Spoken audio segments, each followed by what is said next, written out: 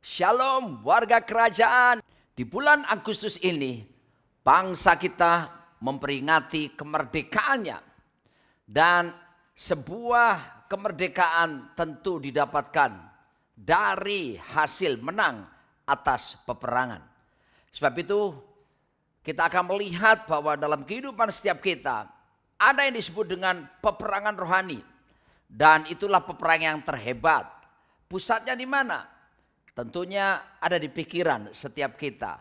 Kita akan melihat firman Tuhan dalam Efesus pasal yang ke-6 ayat yang ke-10 sampai ayat yang ke-12. Demikian firman Tuhan. Akhirnya, hendaklah kamu kuat di dalam Tuhan, di dalam kekuatan kuasanya. Jadilah kuat oleh kuasanya. Kenakanlah seluruh perlengkapan senjata Allah supaya kamu dapat bertahan melawan tipu muslihat iblis. Karena perjuangan kita bukan melawan darah dan daging, tetapi melawan pemerintah-pemerintah, melawan penguasa-penguasa, melawan penghulu-penghulu dunia yang gelap ini, dan melawan roh-roh jahat di udara. Jelas sekali Alkitab menggambarkan ada peperangan rohani. Kemenangan sejati, victorious life, tidak akan terjadi tanpa melewati kemenangan di dalam peperangan. Dan Alkitab menjanjikan sebetulnya kemenangan, bahkan lewat kebenaran firman Tuhan. Kemenangan sudah kau jamin, aku percaya. Warga kerajaan yang dikasih oleh Tuhan, ingat baik-baik sebelum saya lanjutkan lebih dalam. Musuh kita bukanlah manusia, bukan darah daging, bukan mertua, bukan menantu kita, bukan orang tua kita, bukan anak-anak kita, bukan teman kita, bukan pendeta kita, bukan jemaat kita. Musuh kita jelas, itu penguasa di udara, roh jahat di udara, pemerintah di udara, dan segala penghulu-penghulu di udara. Tetapi sebelum kita memasuki peperangan, tentu kita harus mengetahui lebih dulu kekuatan kita, kekuatan lawan, dan seterusnya. Kalau enggak kita bisa mati konyol. Maka itu peperangan terhebat. Sekali lagi saya ingatkan, bukanlah peperangan secara jasmani, tetapi melainkan secara rohani. Nah, kita harus mempertimbangkan sebelum masuk ke medan peperangan, supaya jangan mati konyol. Ada beberapa hal yang harus dipertimbangkan, yaitu yang pertama adalah seberapa besar kekuatan kita. Ini harus diketahui ya, karena pandemi corona ini dan seringkali banyak di rumah, saya akhirnya bisa nonton drakor. Dan salah satu yang saya sukai adalah dari kisah-kisah peperangan sejarah Korea Selatan, kerajaan Joseon dan sebagainya. Dan saya perhatikan di film-film tersebut, bahwasanya kalau mau perang, mereka hitung dulu kekuatan tentara mereka berapa, kekuatan lawan berapa, dan baru mereka mempertimbangkan bagaimana menghadapi atau menyerah dan memberikan upeti kepada raja yang menaklukkan mereka. Saudaraku yang dikasihi Tuhan, ada 4 hal yang harus kita ketahui dalam memasuki medan peperangan. Yang pertama adalah seberapa besar kekuatan kita. Tapi yang kedua, memahami medan peperangan. Dan juga tentunya seberapa besar kekuatan musuh harus kita ketahui. Tapi kemudian yang keempat ini yang penting sekali. Strategi untuk menghadapi musuh itu juga harus kita buat dan kita pelajari baik-baik. Saya akan mulai satu persatu. Kita akan mulai dengan seberapa besar kekuatan kita. Nah, tentunya kita akan berkaca dari apa dikatakan firman Tuhan. Bukan apa yang menurut kemampuan kita sendiri, tetapi apa yang kata firman Tuhan. Bukan apa kata dunia, tapi apa kata firman Tuhan tentang kita. Karena demikian apa kata firman, itulah sebetulnya menunjukkan pendapat Tuhan tentang siapa kita. Dalam 1 Yohanes 4 ayat 4 berkata, kamu berasal dari Allah, haleluya, anak-anakku, dan kamu telah mengalahkan nabi-nabi palsu itu. Perhatikan ayat ini. Sebab roh yang ada di dalam kamu lebih besar daripada roh yang ada di dunia ini. Wow, luar biasa. Alkitab berkata roh yang di dalam kita lebih besar dari semua roh yang ada di dunia ini. Saya nggak peduli kekuatan musuh roh apa, roh Dracula kah, roh sundel bolong kah, roh dedemit lah, roh apapun. Alkitab bilang kepada setiap kita bahwa roh yang di dalam kita lebih besar dari semua roh yang ada di dunia ini. Artinya apa? Orang Ambon bilang, sing ada lawan. Haleluya. Lalu kitab juga berkata dalam 1 Yohanes 5 ayat keempat, di sana dikatakan, sebab semua yang lahir dari Allah, yaitu kita yang telah dilahirkan baru, ya, mengalahkan dunia ini. Mantap. Dan inilah kemenangan yang mengalahkan dunia. Iman kita. Wow, bukankah ini pernyataannya luar biasa dari kebenaran firman Tuhan.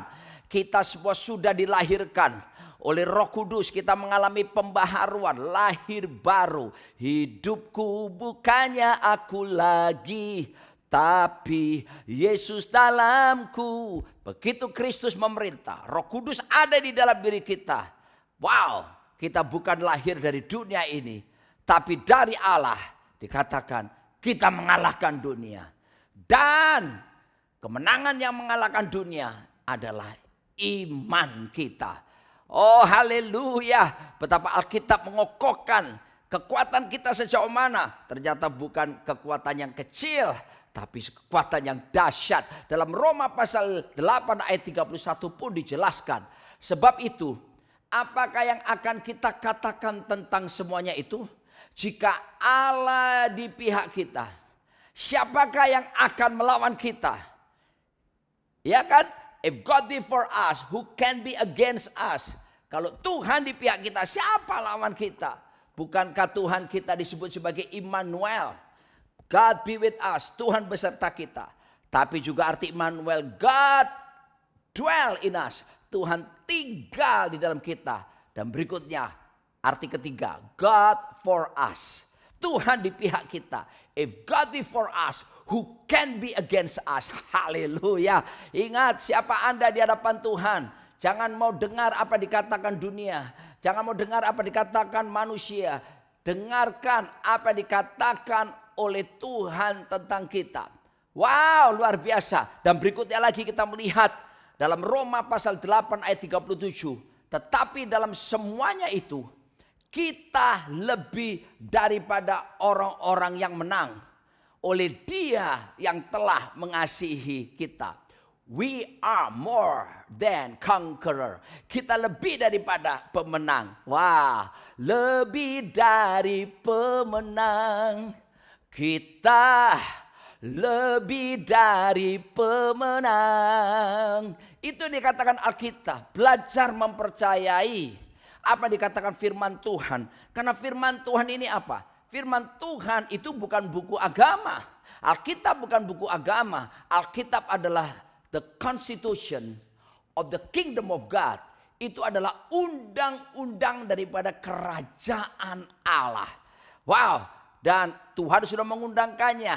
Dan Tuhan, God cannot violate His word. Tuhan tidak mungkin bisa membatalkan perjanjiannya, perkataannya. Undang-undang sudah ditetapkan. Dan Dia mengatakan saudara dan saya adalah lebih daripada pemenang. Roh yang di dalam kita lebih besar dari semua roh yang ada di dunia ini. Katakan haleluya. Dan saudaraku, kita lihat sekarang berikutnya. Tentu sebelum kita berperang kita harus tahu. Yang kedua, medan peperangannya bagaimana yang harus kita hadapi. Nah, perhatikan. Medan peperangan, saya berkata sekali lagi, ini medan peperangan secara rohani.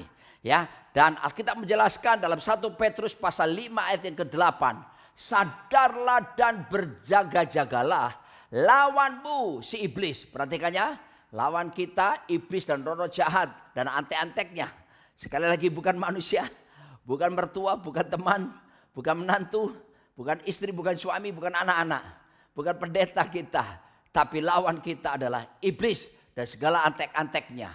Dia berjalan keliling sama seperti singa yang mengaum-ngaum dan mencari orang yang dapat ditelannya. Nah, saudaraku dikasih Tuhan, Oleh sebab itu saya ingatkan kepada setiap kita, jangan coba membuka celah dalam diri kita.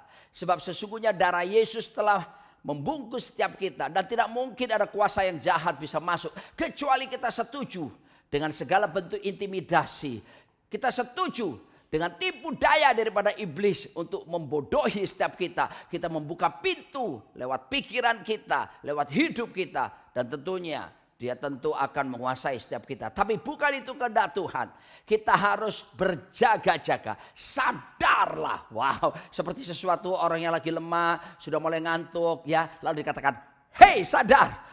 Ada kesigapan. Dan kata berjaga-jaga mengandung pengertian seperti dalam dimensi penjagaan super maksimum security. Saya ingat waktu saya mengunjungi Bapak Pendeta Saifuddin Ibrahim pada waktu itu masih dalam penjara di lapas di Tangerang. Ketika saya kunjungi, ketika saya mau masuk ke area daripada lapas tersebut, saya di stop oleh petugas. Kenapa? Karena ada narapidana yang keluar dari penjara menuju bis yang sudah disediakan. Dan saya bertanya, "Pak, mereka mau dibawa kemana?" "Ke tempat pengadilan." Saudara aku dikasih Tuhan, anehnya tidak ada penjagaan siapapun. Tidak ada polisi yang jaga. Kalau seandainya narapidana yang keluar tadi itu lari, pasti saudaraku mereka bisa lari. Saya berpikir, kenapa tidak dijaga? Saya temukan jawabannya. Pastilah mereka maling ayam atau cuma judi, gaple atau apa ya, yang hukumannya paling ringan-ringan. Tapi beda ketika saya melayani, pergi ke penjara lapas Nusa Kambangan. Oh saudaraku, sekali lagi ya, saya melayani loh di sana, bukan masuk penjara. Nah saudaraku, pemeriksaannya begitu ketat sekali ketika saya ada di sana. Dan setelah saya melewati masuk ke dalam area daripada penjara yang disebut dengan Nusa Kambangan tersebut, saya melihat juga ada blok sel tertentu yang dijaga lebih ketat lagi. Pagarnya lebih tinggi lagi. Saya tanya, ini tempat apa Pak? Ini khusus untuk tahanan teroris. Pada waktu itu seperti kita tahu, Imam Samudra, Amrosi dan sebagainya. Saudaraku, tentu ada yang disebut super maksimum security. Nah, Alkitab mengingatkan kepada setiap kita, hai warga kerajaan, sadarlah dan berjaga-jaga. Artinya harus ada penjagaan super maksimum, super ngerti. Medan peperangan rohani real, nyata dalam hidup setiap kita saudaraku. Oleh sebab itu, tiada waktu untuk santai, ya kan? Ingat lagu lama, mari maju, maju, maju ke medan peperangan.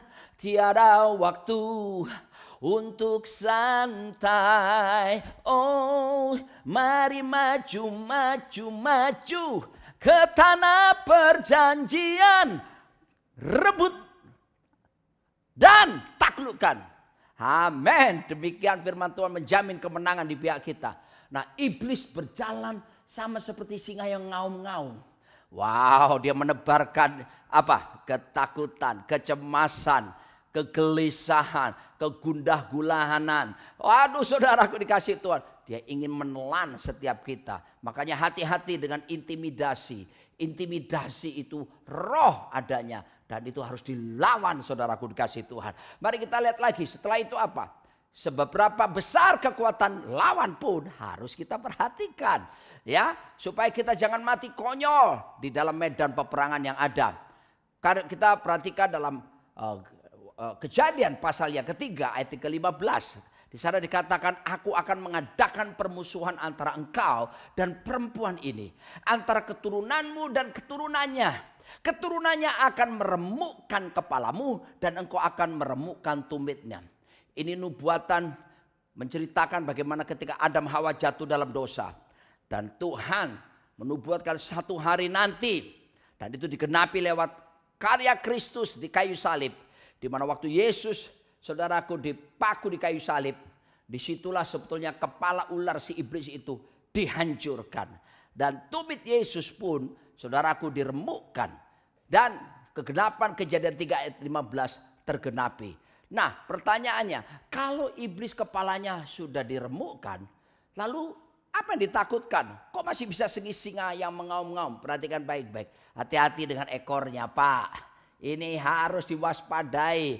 Orang Surabaya bilang nyampluk sana, nyambar sini saudaraku. Dan kita harus waspada. Bentuknya apa seringkali? Bisa tipu daya, intimidasi dan sebagainya. Nah itu kekuatan dia. Dia masih ada kekuatannya. Sekalipun sudah dikalahkan oleh Tuhan kita Yesus Kristus. Kepala iblis sudah diremukkan. Tapi hati-hati, sekali lagi saya ingatkan, dengan ekornya saudaraku dikasih Tuhan ya. Tetapi Efesus 6 ayat 16 berkata, dalam segala keadaan pergunakanlah perisai iman, sebab dengan perisai itu kamu akan dapat memadamkan semua panah api si jahat.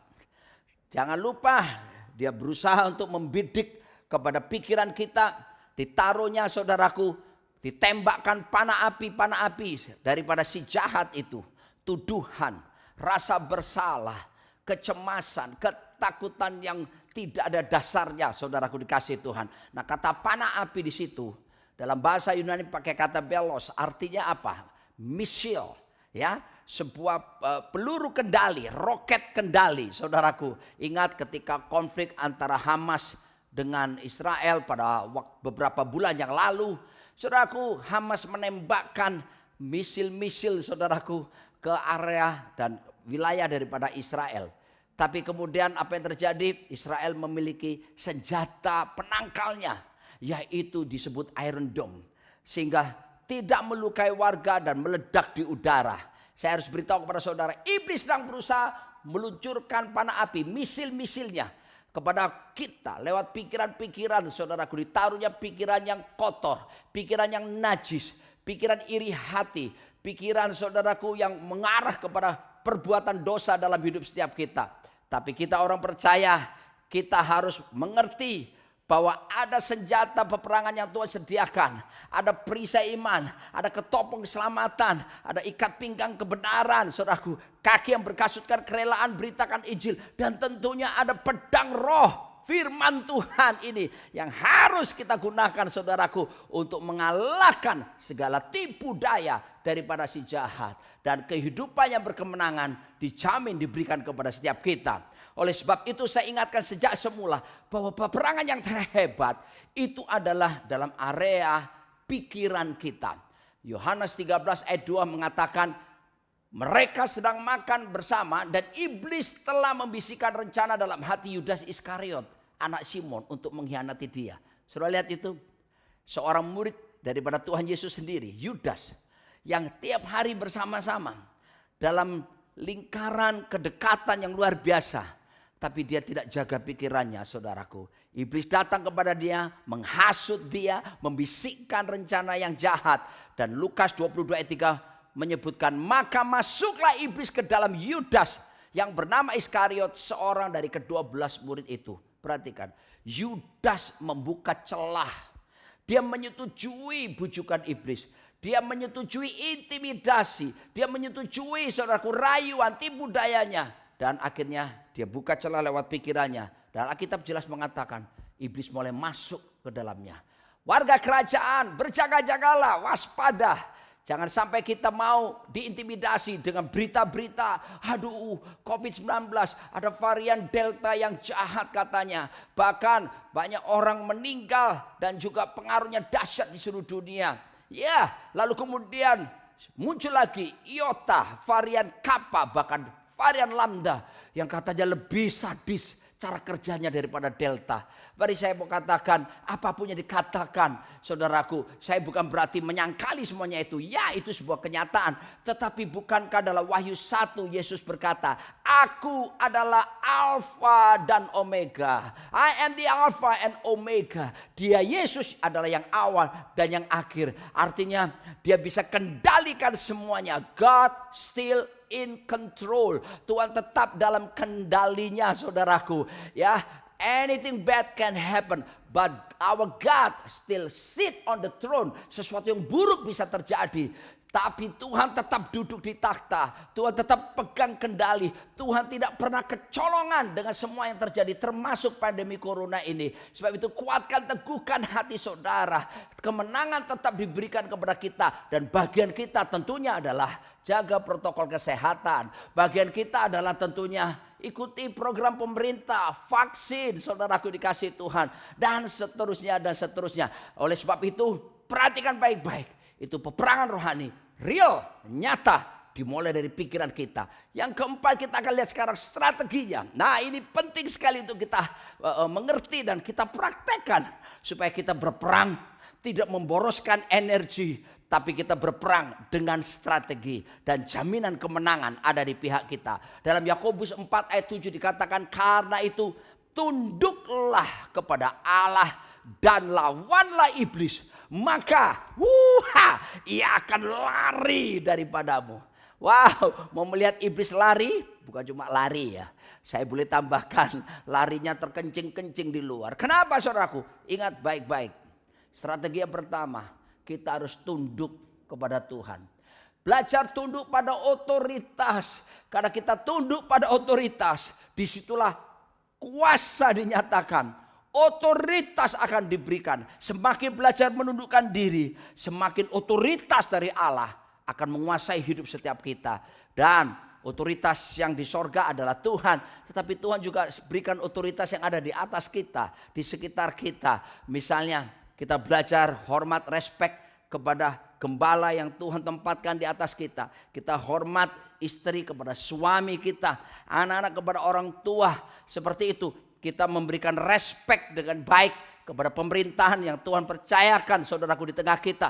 Belajar tunduk yang utama tentunya kepada Tuhan. Karena kalau kita tunduk kepada Tuhan, baru langkah berikutnya baru kita bisa ambil. Kita lawan daripada iblis. Ingat, tidak ada istilah gencatan senjata. Ya, saudara harus lawan segala kekuatan musuh. Maka dia akan lari daripada setiap kita. Jangan berpangku tangan. Lawan nama Yesus, menara yang kuat. Kita lawan dia dengan kuat kuasa nama Yesus. Dan perkataan kesaksian kita, iblis sudah dikalahkan. Saudaraku, pengertian tunduk ini yaitu bicara tentang apa? Menyelaraskan pikiran kita. Supaya pikiran kita ini tunduk pada pikiran Kristus. Menyelaraskan pula perasaan kita. Supaya sesuai dengan perasaan Kristus. Menyelaraskan kehendak kita. Supaya kehendak kita pun tunduk kepada kehendak Tuhan kita Yesus Kristus. Jangan berfokus pada besarnya Goliat. Tapi lihat ada peluang seperti Daud melihat. Beberapa orang Israel, tentara Israel dalam 1 Samuel 17 ayat 11 berkata, ketika Saul dan segenap orang Israel mendengar perkataan orang Filistin itu, maka cemaslah hati mereka dan sangat ketakutan. Saya bayangkan Goliat datang dan berkata, suaranya menggemparkan, mereka pada ketakutan saudaraku. Kenapa? Mendengar, hati-hati dengan indera saudara. Mendengar kabar-kabar, saudaraku, kita seringkali dipenuhi informasi tentang COVID-19 lebih banyak akhirnya daripada firman Tuhan. Sehingga banyak warga kerajaan jadi cemas. Hati-hati, dalam 1 Samuel 17 ayat 24 pun menjelaskannya. Ketika semua orang Israel melihat orang itu, larilah mereka daripadanya dengan sangat ketakutan. Oh saudaraku, mereka melihat sekarang, kalau tadi mendengar, sekarang mereka melihat Goliat. Hampir 3 meter tingginya. Pakaiannya saudaraku, baju sirahnya itu bersisik-sisik terbuat dari tembaga. Bunyinya menakutkan. Dan ketika dilihat saudaraku, itu beratnya saudaraku 57 kg. Dan tombaknya saudaraku, kepalanya aja 7 kilo. Orang-orang Israel semua ketakutan saudaraku. Tapi saudaraku, Daud seorang gembala sederhana. Arek deso saudaraku ya, uang deso, tapi hatinya tulus kepada Tuhan. Yang dia lihat saudaraku, fokusnya bukan pada lawan musuhnya. Fokusnya pertama, di atas Goliat dia lihat ada Tuhan yang jauh lebih tinggi. Yang berkata langit takhtaku, bumi tumpuan kakiku. Yang berkata siapa yang mengukur langit hanya dengan jengkal tangannya. Siapa yang menakar air laut dengan lekuk tangannya. Bayangkan seluruh jumlah air laut seluruh dunia cuma segede tangan Tuhan begini saudaraku. Bayangkan langit yang tinggi cuma diukur sejengkal tangan Tuhan. Kalau Tuhan pakai cincin sudah berlian, segede apa batunya saudaraku. Kalau dia pakai jam tangan, segede apa jam tangannya. Dia begitu agung. Daud melihat Tuhan, barisan tentara Israel itu. Dan apa yang terjadi saudaraku? Yang berikutnya dia lihat peluang mana yang dia bisa kerjakan. Dia lihat ada celah di jidat, di dahi daripada Goliat. Dan dia berfokus di sana. Dia lari mendekati, dia lemparkan umpan yang ada batunya itu. Dan bam, saudaraku. Bam. Singkat cerita kita tahu Goliat mati. Kemenangan ada di pihak Daud. Kemenangan ada di pihak orang-orang Israel. Saudaraku, mari berfokus kepada Tuhan hari-hari ini. Mari kita berfokus untuk bisa melihat di balik semuanya ini. Pasti akan ada kemuliaan Allah dinyatakan. Ada peluang-peluang pelayanan yang khusus, saudaraku, yang Tuhan bisa berikan. Jangan berpangku tangan. Sejak saya sembuh dari COVID, dari tahun lalu saya sembuh, ada pelayanan baru. Sekarang pelayanannya apa? Nolongin orang ke rumah sakit, nolongin orang ketemu dokter, dampingi orang ke dokter waktu kena COVID, lalu kemudian ngurusin rumah sakit, mendoakan orang sakit. Lebih banyak pelayanan seperti itu, ada peluang-peluang baru. Oleh sebab itu latih sekarang pikiran kita supaya tertuju kepada Allah. Ya saudaraku, gunakan pikiran supaya tunduk pada pikiran Kristus. Gunakan juga perasaan kita selaras dengan perasaan Kristus. Kehendak kita pun ikuti sesuai dengan kehendak Tuhan. Ketika saya menerima kabar 21 Maret saya masuk rumah sakit tahun lalu. Dan saya dikatakan COVID-19 kategori berat. Saturasi 84. Dan saya bukan cuma dipakai oksigen, tapi juga diberi nebulizer, alat khusus membantu membuka saluran nafas saya. Oh saudaraku dikasih Tuhan. Besoknya saya terima kabar teman-teman pendeta yang saya kenal meninggal dunia. Oh saya tahu mereka waktunya sudah selesai. Dan saat ini mereka sudah dengan Bapa di surga. Dan bukan berarti saya lebih baik dari mereka. Tapi tiba-tiba ketika saya dengar begitu, ada intimidasi di pikiran saya. Yang melemahkan saya berkata, mati kamu, tidak ada harapan kamu. Tapi saya tidak mau menyerah saudaraku. Apa yang saya katakan? Saya berkatakan firman Tuhan. Saya ucapkan dalam Filipi 4 ayat 13. Segala perkara dapat kutanggung dalam Dia yang memberi kekuatan kepadaku. Saya perkatakan 1 Korintus 10 ayat yang ke-13. Pencobaan-pencobaan ini pencobaan biasa yang tidak melebihi kekuatanku. Tuhan sudah memberikan jalan keluar bagiku. Saya perkatakan 1 Petrus 2 ayat 24b. Oleh bilur-bilur Yesus Kristus aku telah sembuh. Saya perkatakan Filipi 4 yang ke-8. Semua yang benar, semua yang mulia, semua yang manis, semua yang adil, semua yang suci, semua yang sedap didengar, semua yang disebut kebajikan dan patut dipuji. Aku pikirkan semuanya itu. Saudaraku, ketika saya kerjakan ini, apa yang terjadi? Damai sejahtera Allah yang melampaui segala akal memelihara hati dan pikiran saya dalam Kristus Yesus. Akibatnya iman saya naik, imun saya ikut naik. Dan saya sembuh dari COVID-19. Oh saudaraku dikasih Tuhan. Ada pengharapan di dalam Tuhan kita Yesus Kristus. Sebab itu saya mengajak semua warga kerajaan berharap kepada Tuhan. Karena dalam pengharapan Alkitab berkata di dalam kitab Ibrani pasal 6 ayat 19 dikatakan. Pengharapan itu adalah sau yang kuat dan aman bagi jiwa kita. Yang telah dilabuhkan sampai ke belakang tabir. Christ Jesus is the anchor of our hope. Yesus adalah pengharapan daripada iman kita. The hope of our faith. The anchor of our faith. The anchor of our hope tentunya. Itulah Yesus Kristus. Pegang dia. Pegang janjinya. Saudara pilih sekarang. Mau jadi warrior atau warrior. Mau jadi pemenang atau yang tukang khawatir. Pilihan di tangan kita. Saya mengajak saudara. Jadi orang-orang yang bukan people who watch things happen. Cuma nonton doang. Yang bukan people who let things happen. Let it be, let it be. Qui sera, sera. Yang cuma membiarkan sesuatu. Bukan juga people who acts what happen. Ada apa? Ono opo? Ada apa? No. Jadilah orang-orang.